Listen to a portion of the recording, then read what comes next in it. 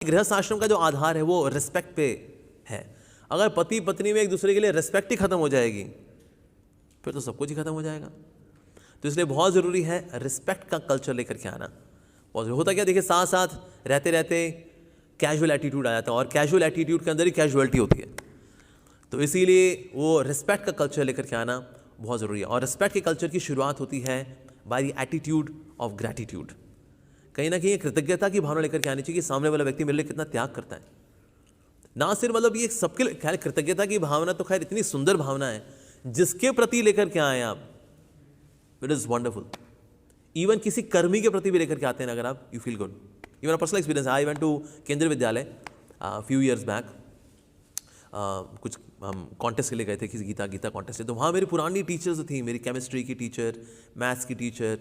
मैं इनसे मिला और मैंने इनके पाँव छुए। हालांकि गिरे कपड़े मुँह, लेकिन फिर मैंने उनके पाँव छुए। मैंने कहा मैम सीक योर ब्लेसिंग्स। तो उन्होंने अपने हाथ रखे, blessings the. Even though they are not devotees, लेकिन फिर भी ना उनको ऐसे छू करके, पाँव छू करके, उनका हाथ जोड़ करके मैंने जब उनको हरे कृष्णा किया और उनसे आशीर्वाद देना, even though they are not devotees, I felt very good. लगा कि I did something very nice, मतलब ऐसा करना चाहिए। वो blessings they really help me become more sattvic, I felt good. तो इसीलिए अगर कोई ऐसा व्यक्ति भी हो जो कि भक्त ना भी हो, उसके प्रति भी कृतज्ञता दिखाते हैं अगर हम, we feel so nice actually. तो इसलिए पति के अंदर भी ये चाहिए, ये भाव होना चाहिए कि वो पत्नी के प्रति कृतज्ञता दिखाए, ऐसा भाव रखना चाहिए। और पत्नी के अंदर भी भाव होना चाहिए, this person is sacrifices so much for me. तो कितना त्याग करते हैं, कितनी मेहनत करते हैं, बाहर जाना, पॉल्यूशन, खाना, उसके बाद फिर ऑफिस में पॉलिटिक्स झेलते झालते आना, मेहनत करके कमा के लेकर के आते हैं।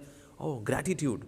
सो जब द एटीट्यूड ऑफ ग्रैटिट्यूड आता है तो उसके बाद होता क्या है, उसके बाद एक दूसरे के प्रति रिस्पेक्ट का कल्चर बहुत बढ़ता है। सो इसीलिए अगर दोनों की एक दूसरे के प्रति रिस्पेक्ट चली जाती है तो फिर देन एवरीथिंग क्रम्बल्स डाउन। और आजकल हम देखते हैं ऐसा रिस्पेक्ट का कल्चर इसलिए भी कम हो गया बिकॉज पति पत्नी को एक दूसरे के साथ समय बिताने का समय नहीं मिलता। They don't walk together, they don't chant together. सब होना चाहिए एक्चुअली। एक अच्छी गृहस्थ लाइफ के अंदर physical intimacy can not be just the part of it. जैसे यहाँ पर फिजिकल इंटीमेसी की बात हो रही है, physical intimacy should be just 10%, 40% should be emotional intimacy, that means sharing heart with each other, and 50% should be spiritual intimacy. तो ये सारे ही होने चाहिए।